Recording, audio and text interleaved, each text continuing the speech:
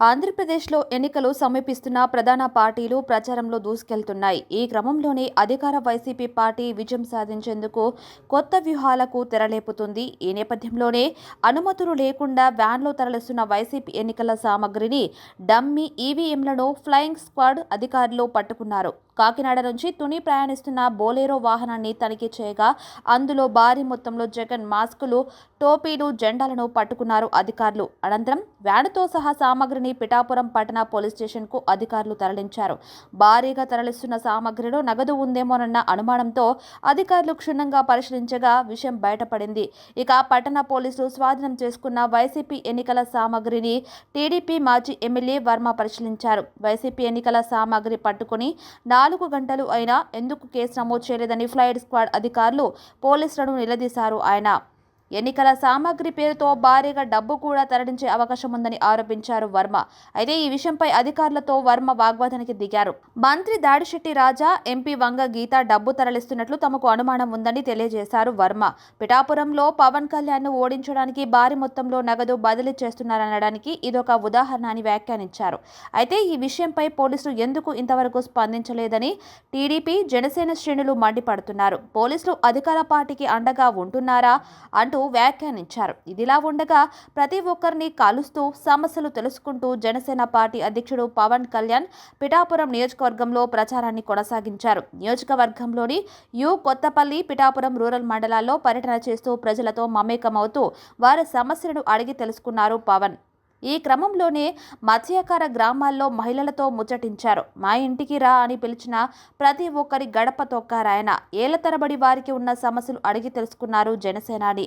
వీధి వ్యాపారులను ఆప్యాయంగా పలకరించడంతో పాటుగా ఆటోలో ప్రయాణించి ఆటో డ్రైవర్ల సమస్యలను అడిగి తెలుసుకున్నారు. నియోజకవర్గం కొత్తపల్లి, పిఠాపురం రూరల్ మండలాల పరిధిలో సుమారు 10కి పైగా గ్రామాల్లో పర్యటించారు. ప్రతి గ్రామంలో ప్రజలు ఎదుర్కొంటున్న సమస్యలను పవన్ కళ్యాణ్ అడిగి తెలుసుకున్నారు. ప్రతి ఒక్కటి పరిష్కారం అయ్యేలా సమిష్టిగా కృషి చేద్దామని చెప్పారు. వచ్చే ఎన్నికల్లో కూటమి ప్రభుత్వాన్ని స్థాపించుకోవాల్సిన ఆవశ్యకతను తెలియజేస్తూ కూటమి అభ్యర్థిగా పిఠాపురం నుంచి తనను ఆశీర్వదించాలని ఆయన కోరారు. వైఎస్ఆర్సీపీ యొక్క వ్యాన్ పట్టుకున్నారు. అందులో ఏముందో అందులో తీసి పోలీసులు దాచారో ఎవరికి తెలీదు. అక్కడ మెటీరియల్ ఉందని చెప్తున్నారు. మెటీరియల్ ఓపెన్ చేయట్లేదు. ఇప్పుడు కొన్ని బ్యాగులు ఓపెన్ చేశారు. దీని మైండ్ డైవర్ట్ చేసి పోలీసుని డబ్బుతో వ్యాన్లు తుని వెళ్ళిపోయినాయని చెప్పి నేను అనుకుంటున్నా. డ్రైవర్ని అడిగితే ముందు మంత్రి గారి పేరు చెప్పాడు. తర్వాత రాజా గారు తునిలో వాళ్ళకి ఇమ్మన్నారు. మరి తుని రాజా ఎవరో పోలీసులు చెప్పాలి. మరి ఆయన బయలుదేరిన ఇల్లు నెంబర్ కాడి నుంచి చెప్పాడు. అక్కడ లోడ్ ఎవరు చేశారో వాళ్ళు చెప్పాలి. ఇవన్నీ కాకుండా పోలీసులు చోద్యం చూస్తున్నారు. అంటే ఎలక్షన్ కమిషన్ అండర్కి ఇంకా పిఠాపురం పోలీస్ స్టేషన్ రాలేదు. పిఠాపురం పోలీస్ స్టేషన్ ఇంకా వైఎస్ఆర్సీపీ అండర్లోనే ఉంది. ఇప్పటి వరకు ఎఫ్ఐఆర్ వేయలేదు. పట్టుకున్న election commission squad already letter రాసి తగిన చర్యలు తీసుకోవాలని వాళ్ళు లెటర్ ఇచ్చి అప్పుడే 4 గంటలు అవుతుంది, 3:30 గంటలు. ఇప్పటి వరకు పోలీసులు ఎఫ్ఐఆర్ వేయలేదు. దీనంటే చీకటి పడిపోయి రాత్రి 12 అయిపోయాక దీని సంగతి చూస్తారు. అది సంగతి. అంటే ఇక్కడ ఒక ఎలక్షను మన పవన్ కళ్యాణ్ గారు ఉమ్మడి అభ్యర్థిగా పోటీ చేస్తున్నారు. ఇక్కడ ఎలక్షను మరి అన్ని రకాలుగా నిన్నైతే బేళ్ళు ఇచ్చి కోసారు హోటల్ దగ్గర. అసలు ఏమవుతుందో ఇక్కడ పోలీస్కి తెలియదు, ఎవరికి తెలియదు. నేను సూటిగా అడుగుతున్నాను.